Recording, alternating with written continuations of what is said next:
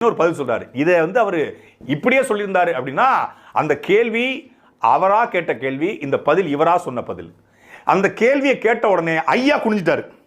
குனிஞ்சு எடப்பாடி பழனிசாமி அவர்கள் அவர் போட மாதிரியே இந்த பயணத்தை நினைக்கிறார் போல. அதாவது எடப்பாடி பழனிசாமி இந்த பயணத்தை வெளிநாடு போயிட்டு சரியா நடத்தல அப்படிங்கிறது இவரோட கருத்து.